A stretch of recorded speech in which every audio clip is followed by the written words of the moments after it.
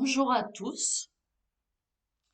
Bien connaître l'origine de nos mots français n'est pas seulement un moyen pour les employer correctement.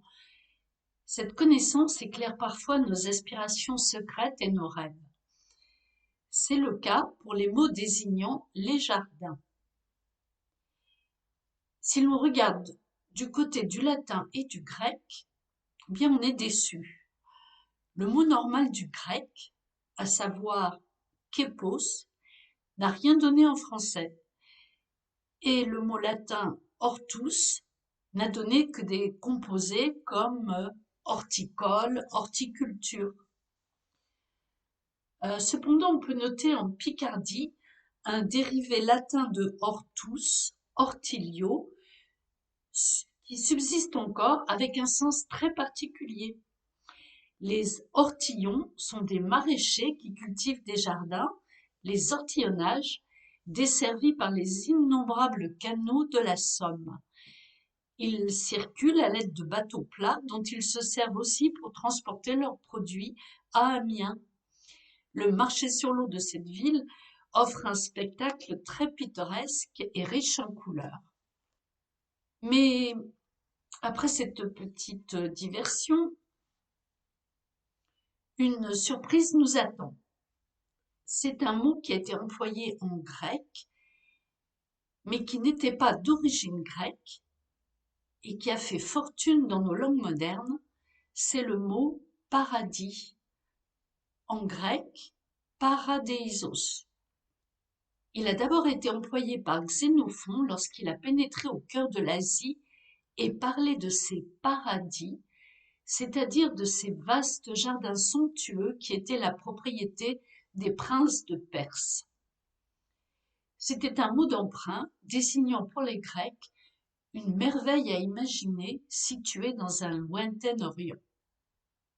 Le terme ensuite s'est chargé, on le sait, de toutes les aspirations religieuses du christianisme. Il a été employé pour désigner le lieu des origines et d'une vie parfaite, le jardin d'Éden évoqué dans la Genèse.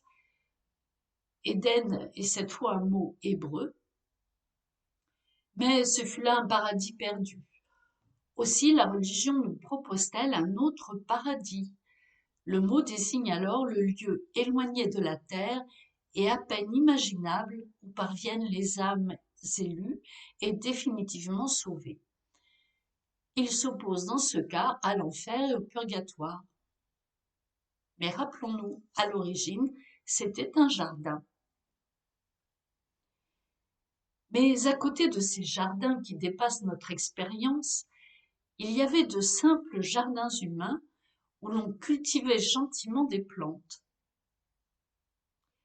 Il se trouve que là aussi le mot est évocateur, non pas d'aspiration à un au-delà, mais au contraire d'un désir d'une paix humaine dans un cadre modeste où l'homme travaille tout simplement.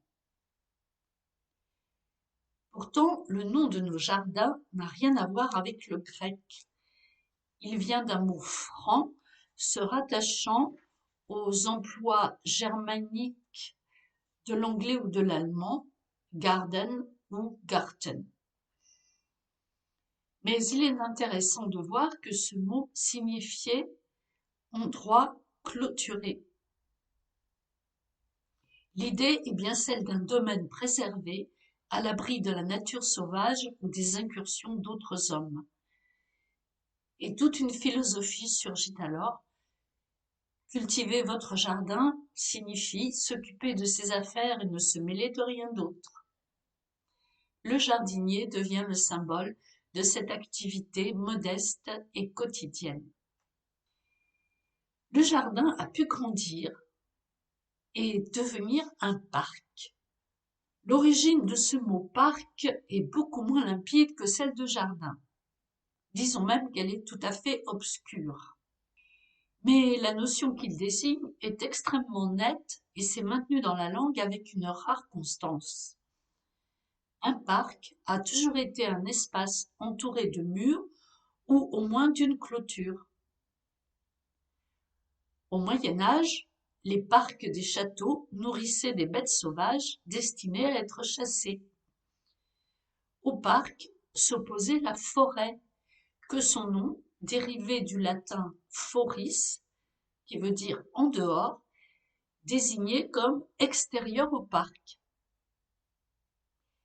À l'époque moderne, le parc n'a servi qu'à l'agrément. Mais un parc est toujours plus vaste qu'un jardin et il continue à être clos. Les anciens chasseurs utilisaient des parcs, enceintes de filets où se trouvaient enfermés cerfs et sangliers que l'on n'avait plus qu'à courir. L'enceinte de filets subsiste dans les parcs de mer où le poisson est retenu. Les parcs à huîtres sont environnés de claies, d'où leur nom de clairière. Mais parc, c'est dit aussi de l'enceinte d'un camp militaire. Encore aujourd'hui, le matériel de guerre est placé dans les parcs d'artillerie ou de génie. L'époque moderne a vu construire les parcs où les jeunes enfants prennent leurs premiers ébats à l'intérieur des appartements. Leur étendue est faible, mais on retrouve toujours l'idée de clôture. Le mot parquet, lui, diminutif de parc, c'est d'abord dit d'un compartiment de pâturage. Puis le mot s'est appliqué à des compartiments à l'intérieur d'un édifice. Ainsi, à l'intérieur d'un tribunal, c'est l'endroit séparé du reste de la salle où siège le ministère public. Et par suite, les magistrats eux-mêmes, avocats généraux et procureurs, qui composent le ministère public. D'où leur nom de parquet. Comment rattacher à ce sens général le sens le plus usuel de parquet, celui d'assemblage de planches minces qui constituent le plancher d'une pièce? Eh bien, les parquets où siégeaient les hauts magistrats et les membres du Conseil royal étaient surélevés par rapport au reste de la salle. Le plancher de ces parquets était fait de planches élégamment disposées, montées sur des pièces de bois, les lambourdes. Cet agencement servit de modèle lorsqu'à partir du XVIIe siècle, on ne se contenta plus, pour les pièces d'habitation, de carrelage ou de simples planchers. Pour dire qu'actuellement, sauf pour l'historien et quelques expressions particulières mises à part, un parquet n'est plus un petit parc.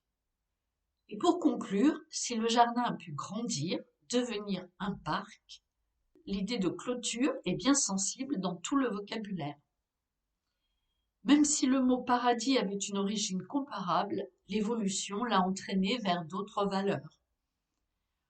On a donc deux orientations bien différentes, mais l'emploi des métaphores peut les rapprocher. Devant un petit jardin bien soigné avec quelques fleurs et quelques légumes, on dira « c'est un vrai paradis ». Les métaphores rapprochent le rêve et la réalité.